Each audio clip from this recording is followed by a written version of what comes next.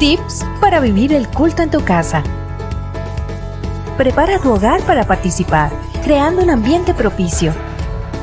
Toma las medidas que sean necesarias para que nada ni nadie puedan interrumpir este momento. Por ejemplo, silenciar tu teléfono. Hazlo con tiempo, sin afán. Prepárate tú también. Una vez preparado el lugar, ahora te invitamos a que te prepares, ya sea de manera individual o en familia, para tener un encuentro con el Señor. Si estás solo, recuerda que formas parte del cuerpo de Cristo y estamos unidos por el Señor, así que no estás solo.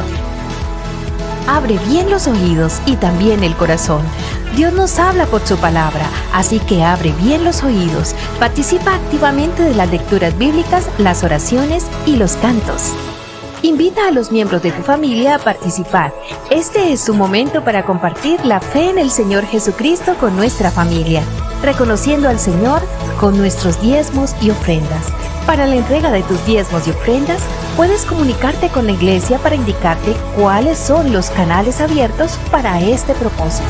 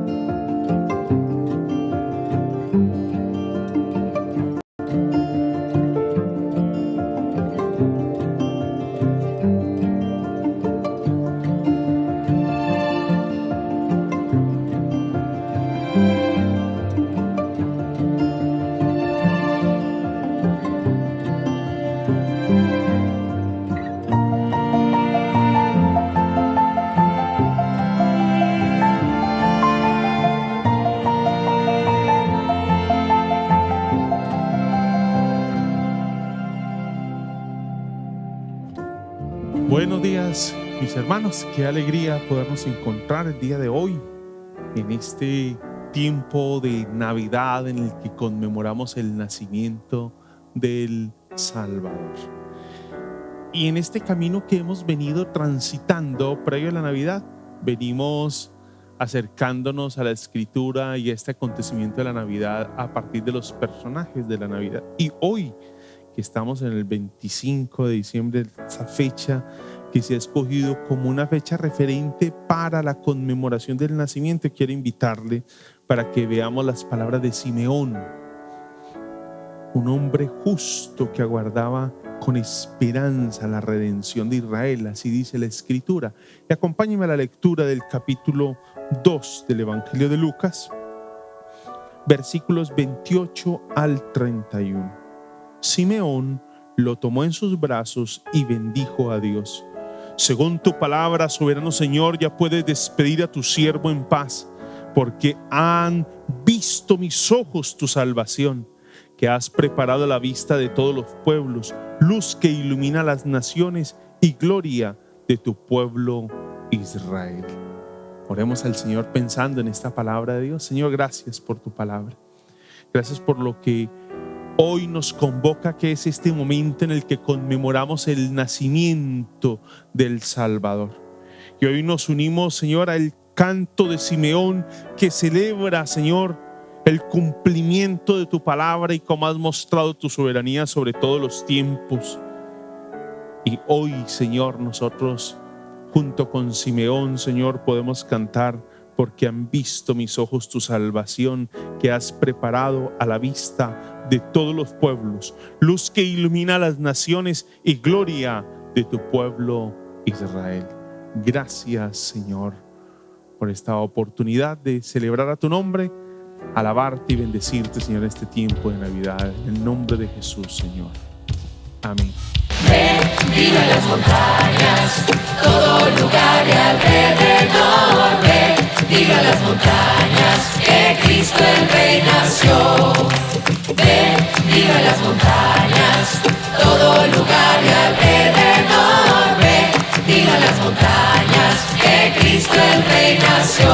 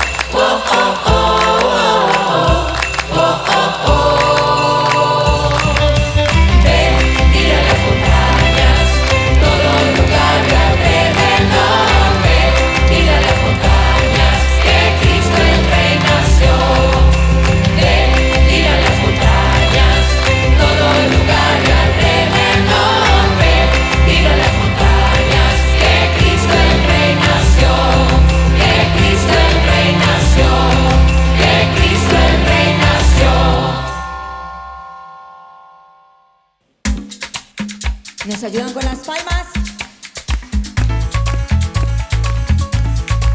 Que usted ha nacido hoy en la ciudad de David, un Salvador, que es Cristo el Señor. Que usted ha nacido hoy en la ciudad de David, un Salvador, que es Cristo el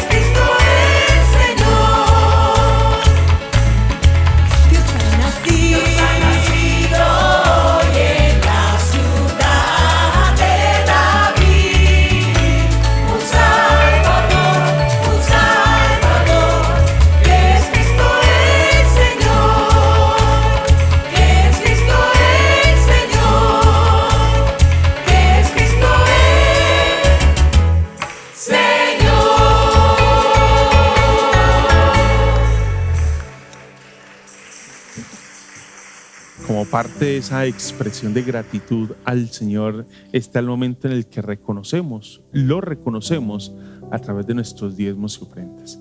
Y también la participación en la canasta de amor, que es una forma de expresar nuestra solidaridad para con el necesitado, contagiándonos de lo único que siempre debemos contagiarnos, de la alegría de dar, de compartir con el necesitado. Observe lo que dice la palabra del Señor en el Evangelio que venimos leyendo de Lucas capítulo 2, versículo 30. Porque han visto mis ojos tu salvación, que has preparado a la vista de todos los pueblos. Ha sido la oración de la iglesia por todos los siglos, que ese Cristo que ha nacido pueda hoy reinar sobre los corazones. A través de nuestros diezmos y ofrendas, esta oración también se hace un hecho. Y es que cuando ofrendamos y diezmamos, lo que estamos haciendo es, además de reconocer al Señor, estamos aportando para el extendimiento del reino. ¿Verdad? Que esa oración que nosotros hacemos al Señor para que todo el mundo le conozca, se hace vida, se hace un hecho en esa expresión de reconocimiento a través de nuestros diezmos y ofrendas. Participemos de este momento, recordando que con nuestros diezmos y ofrendas estamos aportando al extendimiento del reino de Dios. Que este sea un momento pues de gratitud y participemos de la canasta de amor. Puede ser en especie o puede ser en dinero. Participemos reconociendo al Señor y siendo misericordiosos para con el necesitado, solidarios para con el necesitado. Señor, estos diezmos y ofrendas que ofrecemos a ti son una expresión de gratitud y una participación, Señor, en ese extendimiento de tu reino. Gracias, Dios, por tu provisión y cuidado que has tenido de cada uno de nosotros, y oramos para que bendigas estos recursos, para que sean debidamente administrados. La canasta de amor, Señor, oramos que la bendigas también. Gracias, Señor, por tu provisión sobre cada uno de nosotros, y ahora la oportunidad de compartir con el necesitado, Señor, el pan. Te bendecimos, Señor. Oramos por las familias que serán favorecidas, Señor, que gozarán de la bendición de tener pan en su mesa gracias a esta provisión. En tus manos estamos, en el nombre de Jesús. Amén.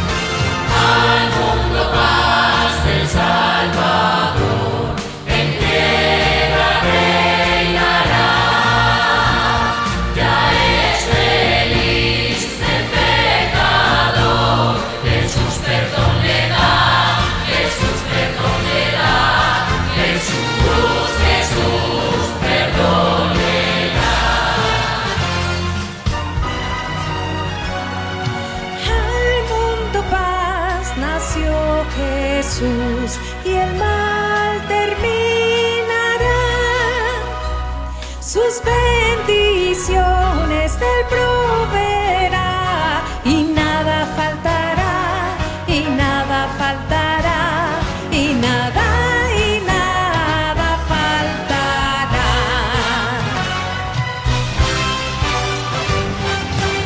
Al mundo Él reinará con gracia y con poder.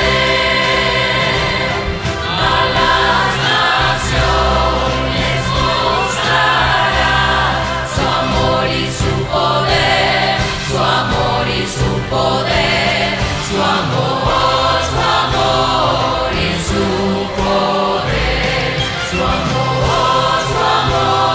y su poder.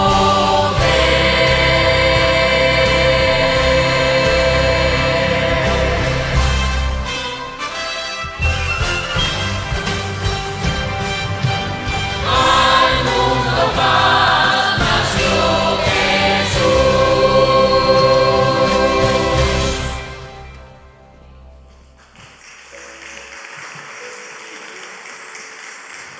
Mis hermanos, ahora nos acercamos a la palabra del Señor en el propósito de escuchar lo que Dios tiene para nosotros. Por estos días hemos venido meditando en los personajes muy cercanos a ese acontecimiento de la Navidad. Hemos hablado de Zacarías, el padre de Juan el Bautista. Hemos hablado de un par de mujeres, María y Elizabeth. Hemos hablado de un grupo de pastores, unos despreciables pastores por su profesión, ¿no? Ya les decía en su momento que los pastores no eran una profesión muy valorada en el primer siglo por los judíos. Y también estuvimos meditando en unos sabios, unos hombres totalmente ajenos al pueblo de Israel que han llegado para adorar al Señor.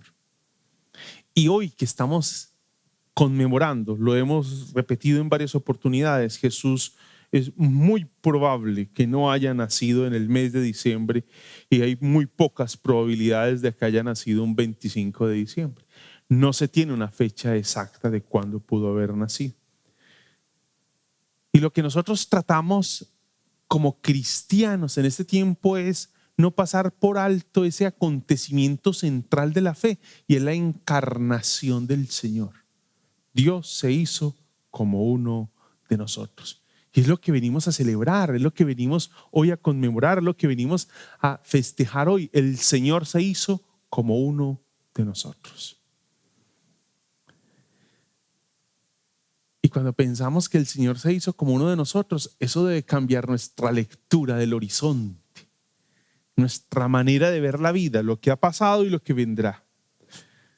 Ya estamos, además de celebrar, de estar celebrando Navidad, estamos también cerrando el año. Estamos a puertas de cerrar este año 2022, entrando al año 2023. Y ¿cómo valoramos nosotros este año? ¿Cómo fue la experiencia nuestra en este año? ¿La valoramos como algo bueno, algo regular? ¿Fue un mal año a nivel personal, familiar, eclesial, social, político, económico, nacional, mundial? ¿Cómo valoramos nosotros este año? ¿Cómo, si lo pusiéramos en una balanza, estaríamos nosotros valorando lo que ha significado este año? Y lo otro que debemos preguntarnos una vez nosotros resolvemos esa primera inquietud es: ¿cuál es el criterio bajo el cual nosotros estamos valorando este año como un año bueno, regular o un mal año en algunos de los aspectos o en los aspectos de la vida? ¿Cómo se valora? Puede ser que en lo personal haya sido bueno y en lo nacional haya sido malo. Puede ser que en lo familiar haya sido muy bueno y en lo personal o eclesial no haya sido un buen año. ¿Cuál es el criterio?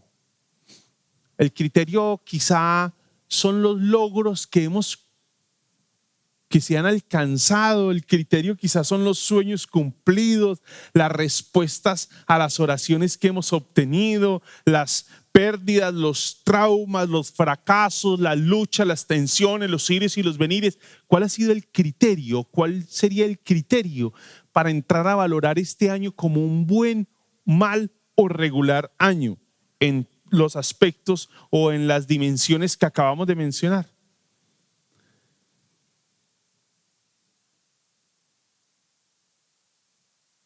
Y cuando pensamos en esos términos, nosotros tenemos que sentar aquí una postura, algo que hemos escuchado en muchas oportunidades desde este púlpito, y más que desde el púlpito, creo que es desde la Escritura. Lo cierto es que mis sueños no son los sueños de Dios, de manera que es posible que yo valore este año como un mal año y Dios tenga una manera diferente de valorar lo que ha sido este año. Mis anhelos no son los anhelos del Señor. Mis planes no son sus planes. Estamos en Navidad. Estamos en un momento en el que estamos conmemorando el nacimiento del Hijo de Dios.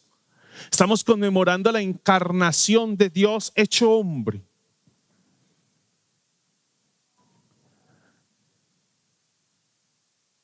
Y esto, lo que generó en el primer siglo, debería ser lo que genera en los lectores de los siglos siguientes.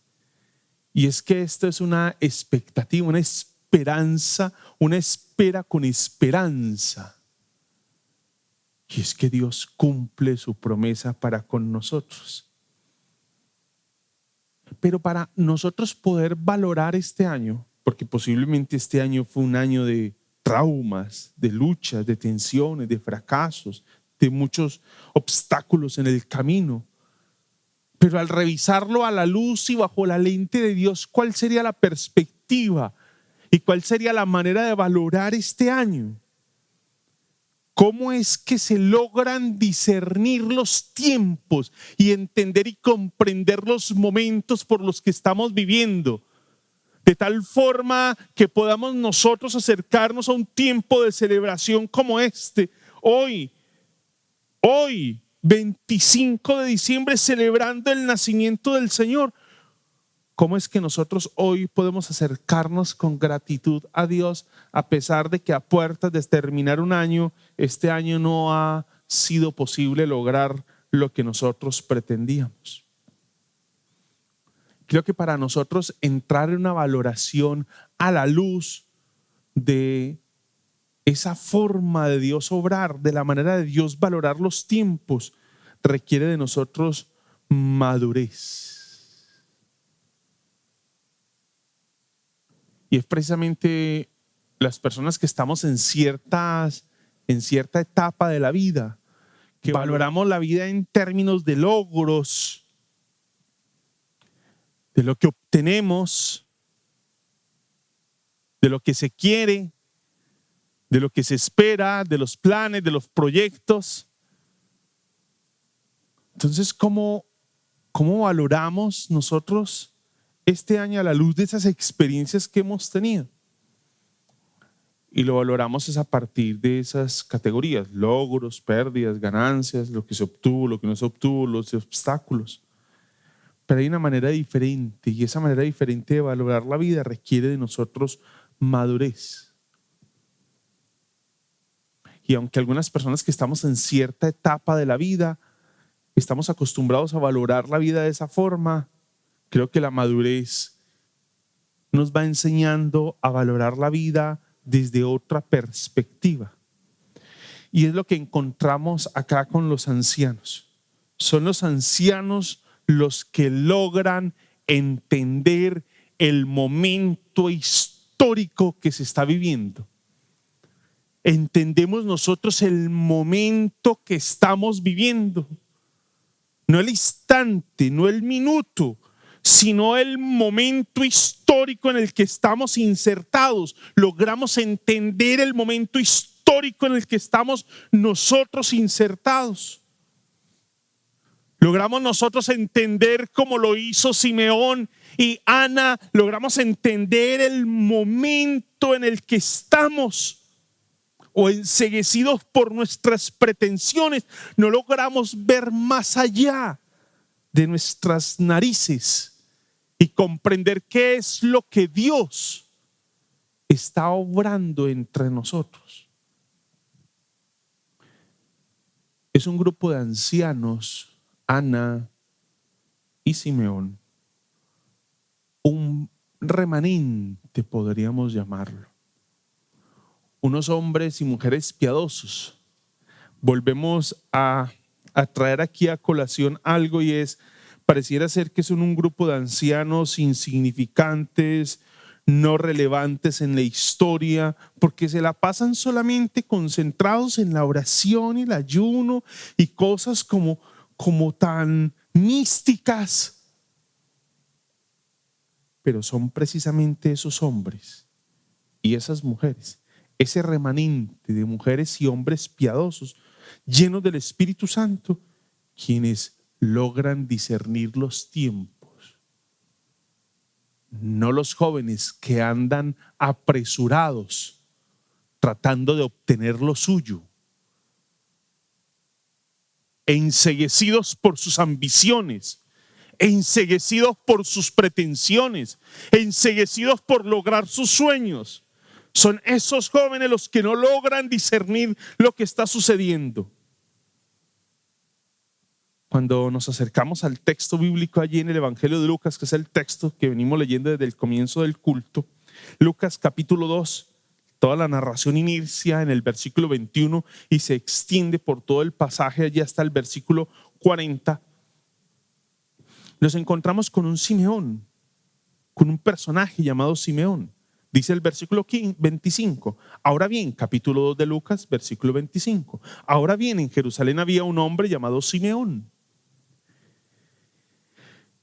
Y cuando uno se cruza con ese nombre en el texto bíblico, recuerde que los nombres en la Escritura tienen un propósito, tienen un significado, tienen un valor, tienen una carga. No son solo nombres, no son solo nombres. Tienen una carga, tienen un valor, tienen una carga allí.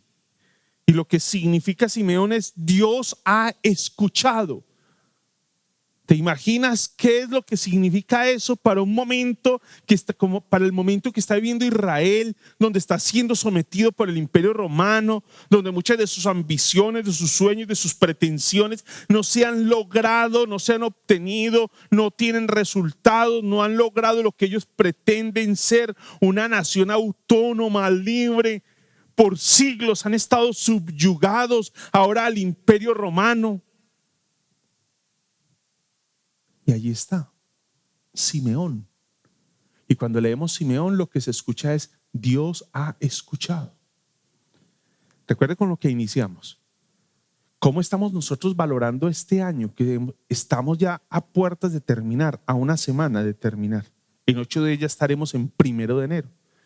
¿Cómo estamos valorando? ¿Cuál es el criterio para la valoración? Bien, mal, regular. ¿Cuál es el criterio? Simeón nos está a nosotros trazando un derrotero. Y el camino que nos está trazando Simeón es que es un judío piadoso. Un judío piadoso. Eso es Simeón, un judío piadoso. Y ese judío piadoso está a la espera de encontrar el consuelo de Israel. Tienen la confianza en que efectivamente Dios está obrando y obrará. Esa es la confianza que ellos tienen. El texto nos dice ahí en el versículo 25 que Simeón, en la segunda parte del versículo 25, era justo, devoto y aguardaba con esperanza la redención de Israel. El Espíritu Santo estaba sobre él. Y el versículo 27 dice: movido por el Espíritu. ¿Qué tal la descripción de este hombre? Con hombre justo. Y llama la atención que esa expresión justo es la misma expresión que se usa para hablar de Zacarías y Elizabeth, que eran justos. Y esa expresión justos no describe a hombres y mujeres sin error y sin pecado, sino hombres y mujeres que están viviendo esa justicia de Dios. Y cuando hablamos de esa justicia de Dios, es que viven esa realidad de que Dios los ha apartado y los ha hecho suyos, y viven como tal, y en medio de sus debilidades, de lo pecaminoso que es su corazón, buscan vivir de acuerdo a la voluntad de Dios. Luchan, resisten constantemente esa debilidad del corazón. Esos son los justos en la Escritura. No son hombres sin pecado, no son mujeres sin tacha. Son hombres y mujeres que buscan, sostenidos por esa gracia de Dios, una vez apartados por Él como pueblo suyo, ahora sostenidos por esa misma gracia que los ha llamado, buscan vivir de acuerdo a los planes que Él tiene para ellos. No están buscando un Dios que se ajuste a sus planes. Son hombres y mujeres que viven de acuerdo a los planes de Dios, fortalecidos por esa gracia que los ha apartado para Él. Esa es la carga de la expresión justos desde el Antiguo y ahora en el Nuevo Testamento. Cuando nos acercamos a esta expresión, se nos dice que Simeón era un hombre devoto, era un hombre piadoso. Y es que hay un contraste entre ese hombre devoto y piadoso y parece ser que el resto de Israel. Ya lo veíamos hace 8 días allá en Mateo capítulo 2, cuando llegan los sabios y Jerusalén se turba. Cuando llegan los sabios se dice que Herodes se turbó y toda Jerusalén con él. Y es que la mayoría de los judíos creían que eran el pueblo escogido de Dios, que estaban destinados a llegar a ser algún día los amos del mundo y los señores de todas las naciones. Y se creía que para traer ese día vendría del cielo un gran campeón. Otros creían que surgiría un rey de la dinastía de David que devolvería al pueblo toda su antigua grandeza. Y otros creían que Dios mismo intervendría directamente en la historia de manera sobrenatural. Pero frente a esas expectativas mesiánicas, habían otros que eran conocidos como los reposados de la tierra. Y esos reposados de la tierra no tenían sueños de grandeza. Posiblemente no caben dentro de la sociedad contemporánea, porque no tenían sueños de grandeza, de violencia o poder de ejércitos con banderas. No. Creían en una vida constante de oración y de reposada pero vigilante espera hasta que Dios interviniera. Pasaban la vida esperando tranquila y pacientemente en Dios, con una seguridad, lo que nos recuerda el nombre de Simeón: Dios ha escuchado. No que posiblemente escuche, no, Dios ha escuchado. Pasaban la vida esperando tranquila y pacientemente a Dios. Así era Simeón, en oración, en adoración humilde y fiel expectación. Esperaba el día en que Dios habría de consolar a su pueblo a través del Salvador. Simeón como Ana, que Ana es el personaje que más adelante se nos va a citar. Allí en el versículo 36 también había una profetisa, Ana, hija de Penuel, de la tribu de Aser. Era muy anciana, casada de joven, había vivido con su esposo 7 años y luego permaneció viuda hasta la edad de 84. Nunca salía del templo, sino que de día y de noche adoraba a Dios con ayunos y oraciones. Esa era Ana. Son los dos personajes, dos ancianos, posiblemente ignorados por todos los que llegaban al templo, porque eran un par de viejos místicos que estaban allí anhelando a Dios y que Dios cumpliría su propósito. Pero habían otros con otras pretensiones. Simeón como Ana es parte de ese remanente, es decir, de un grupo reducido. Alguien me decía hace poco, con quien hablaba, y estábamos dialogando sobre las tensiones que vive la iglesia en nuestro tiempo, fruto de las ideologías, y hablábamos acerca de qué será de la iglesia frente a todas estas presiones que estamos viviendo. ¿Qué será? Y esta persona me decía: no se te olvide que la iglesia es un pueblo de remanente. Y la iglesia es un pueblo de remanente, no de multitudes, sino de remanente. Un grupo reducido que espera confiadamente en Dios. A pesar de lo oscuro que haya sido este año, espera confiadamente en Dios. esperan confiadamente en Dios. Y no es que tengan todo supremamente claro. No es que su futuro esté develado totalmente, ya claro, con todo muy definido. No es así. Es un futuro que ellos no visualizan, pero en el que descansan en Dios y en la certeza de que el Dios soberano sobre toda la tierra está obrando y está actuando. Dios va a obrar y esperan que Él actúe. ¿Es la manera en como nosotros hoy abordamos este año?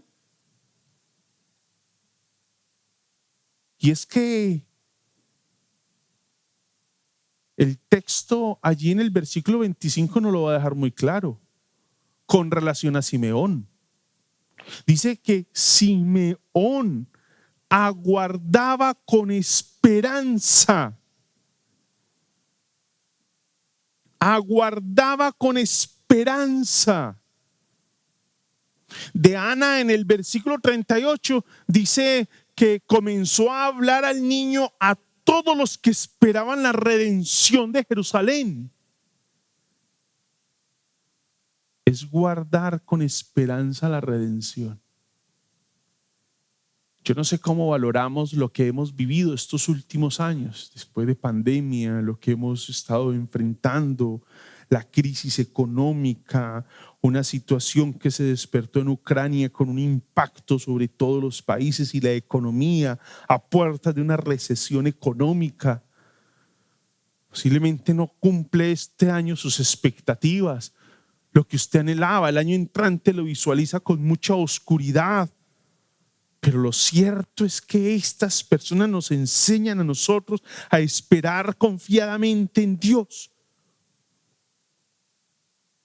Y es que la manera casi que de nosotros medir la prosperidad, el logro, el alcance, la estabilidad de la vida no están en esos factores estadísticos con los que hoy medimos la economía, la estabilidad, la prosperidad de una nación, sino que radican en la esperanza que tenemos en el Dios soberano sobre toda la tierra.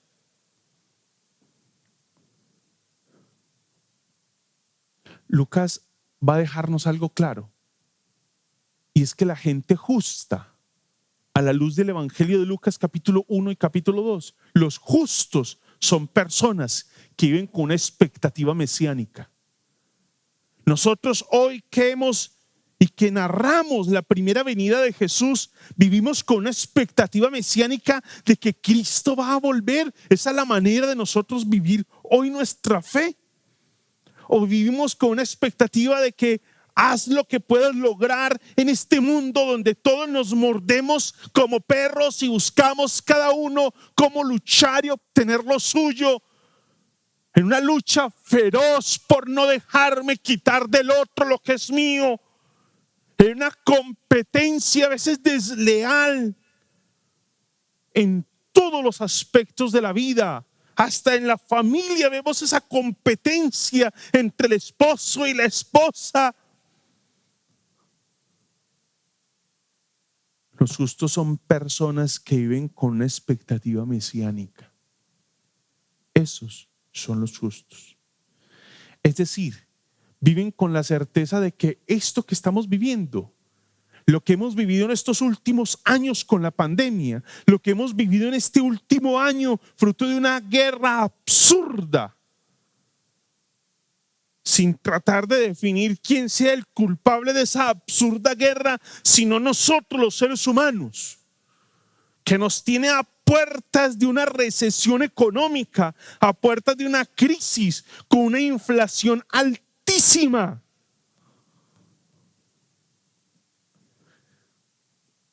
Las expectativas que tiene el pueblo de Dios no son las expectativas que tiene ni el gobierno colombiano, ni los estadistas, ni los economistas. Es la seguridad de que Dios intervendrá en la historia de la humanidad como lo hizo hace 2000 años. En algún momento se cruzará. Hace poco en una exposición de una capacitación a la que asistí, fui sorprendido por la palabra de Dios en una exposición que se hacía sobre las 10 vírgenes. Y en esa exposición que nos hacían sobre las 10 vírgenes, nos decían que la iglesia de nuestro tiempo es una iglesia que no vive en la expectativa mesiánica de la segunda venida de Jesús, sino que su única expectativa es la muerte. Y el texto bíblico constantemente nos desafía a nosotros a que nuestra expectativa, nuestro anhelo, nuestro sueño sea vivir con la seguridad de que Cristo volverá por segunda vez. Y esto que hoy estamos viviendo no será sino un recuerdo en la historia por la seguridad que tenemos de la redención del pueblo de Dios en esa segunda venida. Este hombre, movido por el Espíritu Santo, hizo un reconocimiento de Jesús. Y ese reconocimiento de Jesús lo logra bajo la dirección del Espíritu Santo. Eso contrasta con la soberbia de la religión, y del conocimiento humano que pretende tenerlo todo bajo control. La soberbia de la religión que pretende calcularle al Señor cómo moverse en cada tiempo y que está tratando de delimitarle a Dios la fecha, el día, la hora en la que debe y no debe actuar.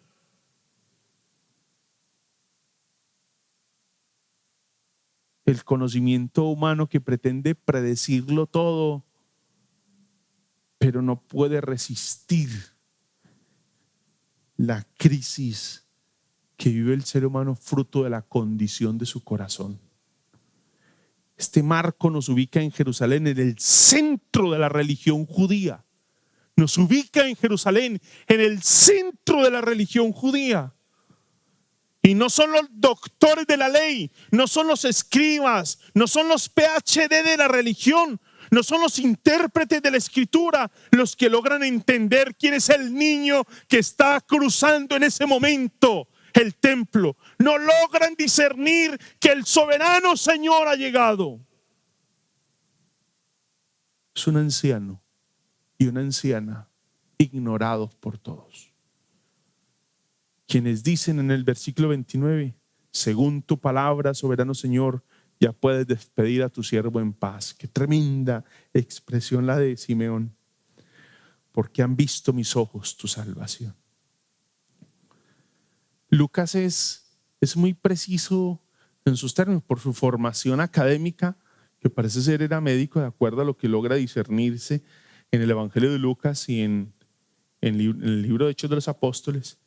Y en esa precisión de las expresiones y palabras, usa acá la palabra para soberano, usa la palabra déspota, la misma palabra que encontramos en Hechos capítulo 4, para hablarnos de que Dios es el déspota de la creación, para hablar de que Él es el amo de la creación.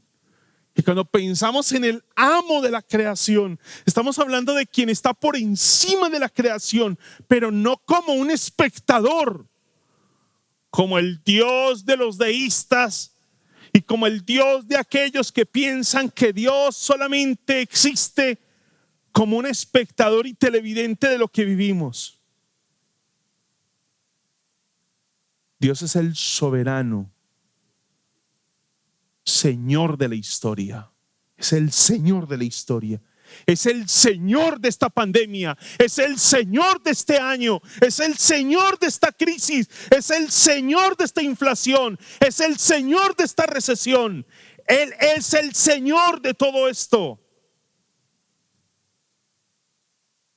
Donde todos, sin ser marionetas ni títeres, para no entrar en el fatalismo, sin ser marionetas ni títeres, en su obstinado corazón, lo único que han logrado es dar cumplimiento a los planes que Dios se ha trazado en la historia de la humanidad.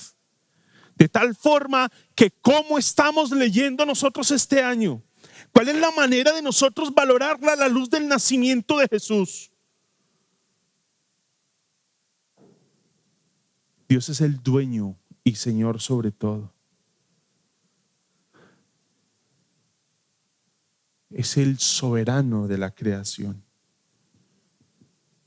Es el gobernante absoluto. Es el poderoso. Es el que está por encima de todo.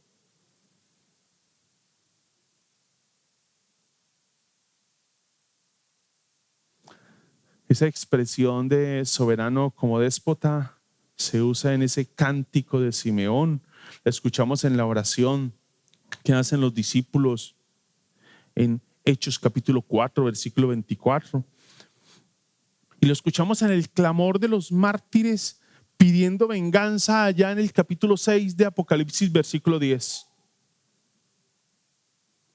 Y el orante de estas oraciones, Simeón, la comunidad de creyentes de Hechos capítulo 4 y el clamor de los mártires, lo que hacen es designarse y verse como esclavos del único Señor, del soberano de la creación. Esto nos recuerda las palabras de María: he aquí la esclava del Señor.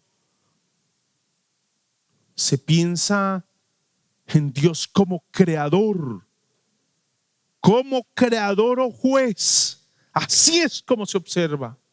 Esa expresión déspota se usa acompañada de la idea de creador o juez en Hechos capítulo 4 y Apocalipsis capítulo 6. Ese término nos está mostrando la grandeza del Señor.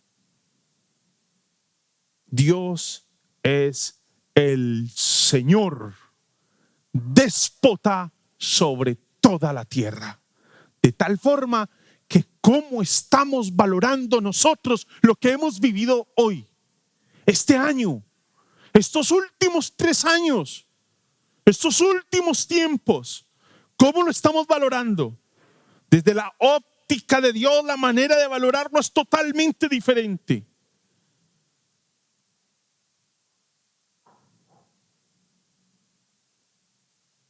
Porque han visto mis ojos tu salvación.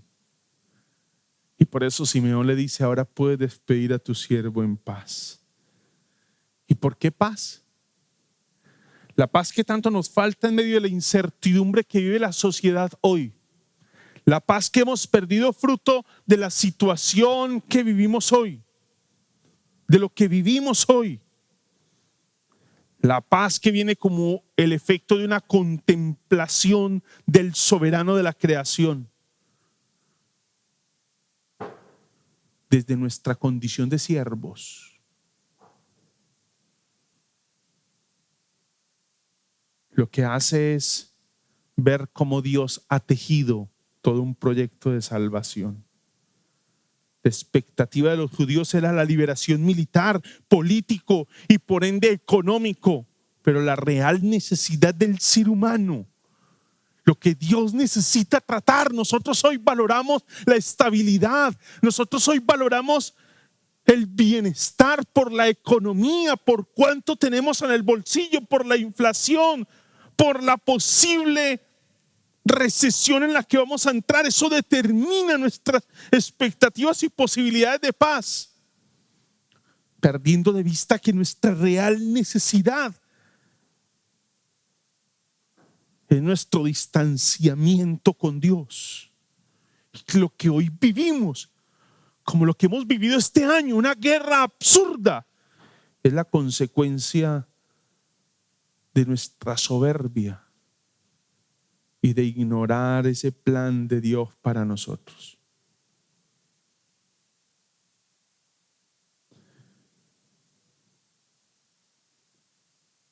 Nuestro problema es el pecado. De lo que casi no se escucha hoy, ni siquiera desde los púlpitos. Zacarías lo expresó en su cántico. Has preparado a la vista de todos los pueblos luz que ilumina las naciones. Esa es parte del cántico de Zacarías, del Benedictus. Mis hermanos, ¿a qué nos está llamando el Señor hoy? ¿No será que el Señor nos está llamando a discernir su voluntad en medio de los tantos distractores que tenemos a nuestro alrededor? En medio de las tantas voces, voluntades, sentires que hay en nuestro tiempo. Simeón es un hombre lleno del Espíritu Santo que ha permitido que el Espíritu de Dios le llene, le dirija y le haga sensible a su voz. ¿No será que la iglesia de nuestro tiempo necesita abrirse a la llenura del Espíritu de Dios? Como lo expresa Efesios capítulo 5, versículo 18. La piedad de Simeón y la búsqueda de una oración y ayuno de parte de Ana nos muestran unas personas consagradas, decididamente entregadas al Señor. ¿No será eso lo que hoy necesitamos? Es que Dios cumple su palabra. Estamos en Navidad. Él nos dijo que vendría y vino y nos ha prometido que volverá y debemos vivir con esa certeza. ¿Qué es lo que despierta en nosotros una expresión como la que estamos leyendo aquí en Simeón? Sino es una profunda seguridad en que Dios ha cumplido sus promesas. Su palabra me desafía a creer en que Él cumplirá sus promesas como lo ha hecho hasta el día de hoy. La idea de esperar, de aguardar con esperanza, conlleva la idea de esperanza en medio de las situaciones caóticas, en medio de las tensiones, de las pérdidas, de los traumas. Lo que sostiene a los hombres de fe es su esperanza, su seguridad en que Dios cumple su palabra.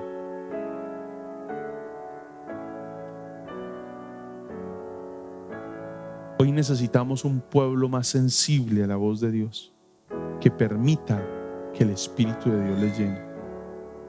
Es necesario una búsqueda del Señor en oración, en su palabra, y ser justos y piadosos. Navidad nos invita a esperar con esperanza. Como vino hace 2000 años, volverá. Incline su rostro y oremos al Señor.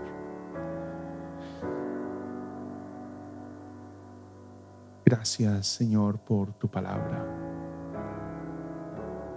Y hoy que estamos, Señor, en Navidad, nos regocijamos, Señor. Y frente a un panorama tan oscuro como el que nos ofrece la realidad personal, familiar, eclesial, social, política a nivel nacional, mundial, a la economía.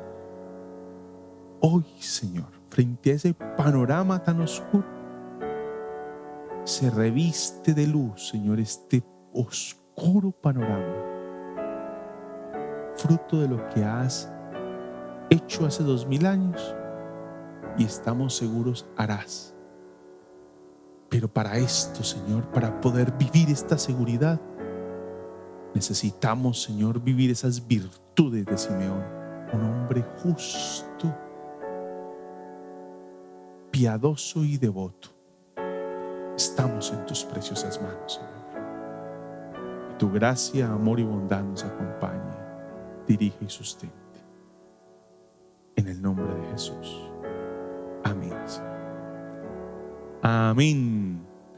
Mis hermanos, les deseo una feliz Navidad, que la gracia de Dios nos sustente y recuerde que hoy, en algún momento de la historia, como hoy lo estamos conmemorando, Jesús nació y eso nos llena a nosotros de esperanza, de la seguridad de que Dios cumple sus promesas. Que la gracia, el amor de Dios nos acompañe, nos sustente, nos dirija y que podamos descansar en esa realidad de que el Señor está con nosotros. Un abrazo para todos y ricas y abundantes bendiciones. Bendiga las montañas, todo lugar y alrededor. Bendiga las montañas, que Cristo el Rey nació.